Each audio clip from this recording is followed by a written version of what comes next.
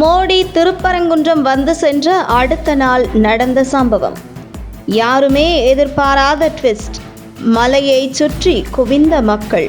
மதுரை திருப்பரங்குன்றம் கார்த்திகை தீபத்தூண் விவகாரம் விஸ்வரூபம் எடுத்து இருக்கும் நிலையில் சமீபத்தில் மதுரை வந்த பிரதமர் மோடி திருப்பரங்குன்றம் முருகன் கோவிலுக்கு சென்று சுவாமி வழிபாடு செய்தார்.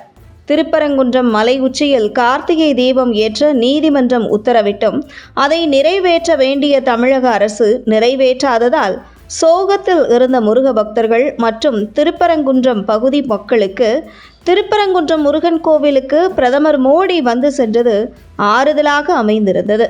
இந்த நிலையில் பிரதமர் மோடி திருப்பரங்குன்றம் முருகன் கோவிலுக்கு வந்து சென்ற அடுத்த நாள் மாசி மாதம் பௌர்ணமி தினம் அன்று கிரிவலம் வந்தால் 18 யுகத்துக்கு புண்ணியம் கிடைக்கும் என்பது ஐதீகம்.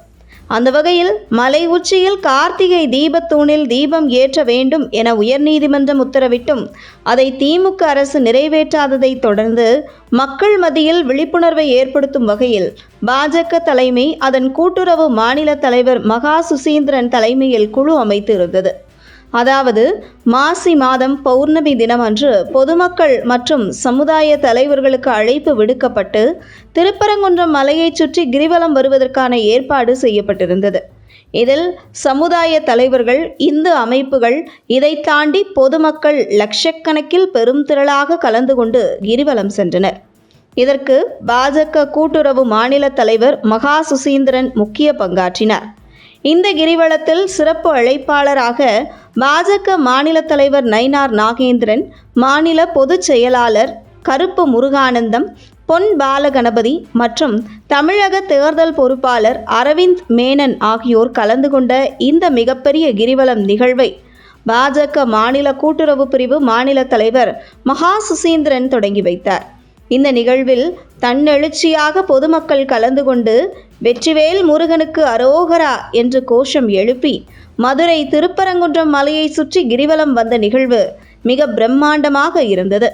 மேலும் திருப்பரங்குன்றம் முருகன் கோவில் கார்த்திகை தீப விவகாரம் தொடங்கியது முதல் தற்பொழுது வரை மக்கள் மத்தியில் இன்றளவும் பேசும் பொருளாக உயிரோட்டமாக இருக்க முக்கிய காரணமாக இருக்கும் மதுரை பாஜக மேற்கு மாவட்ட தலைவர் சிவலிங்கம் அவர் மாவட்டத்தைச் சேர்ந்த நிர்வாகிகளுடன் கலந்து கொண்டு மேலும் இந்த நிகழ்வுக்கு சிறப்பு சேர்த்தார். இந்த நிலையில் கார்த்திகை தீபத்தூணில் தீபம் ஏற்ற வேண்டும் என நீதிமன்றம் உத்தரவிட்டு திமுக அரசு நிறைவேற்றாததை தொடர்ந்து நீதிமன்றத்தில் மேல்முறையீடு செய்யப்பட்டு தமிழக அரசுக்கு எதிராக வழக்கு விசாரணை சென்று கொண்டிருக்கையில் இந்த விவகாரம் முற்றுப்புள்ளி இல்லாமல் தொடர்வதற்கு முக்கிய காரணம் மக்கள் மத்தியில் இந்த விவகாரம் மிகப்பெரிய அளவில் பேசும் பொருளாக மாறியிருக்கிறது. அந்த வகையில் திமுக அரசு உயர்நீதிமன்றம் உத்தரவிட்ட போதே மலை உச்சியில் உள்ள கார்த்திகை தீபத்தூணில் தீபம் ஏற்ற அனுமதித்து இருந்தால் அத்துடன் இந்த விவகாரம் முடிந்திருக்கும்.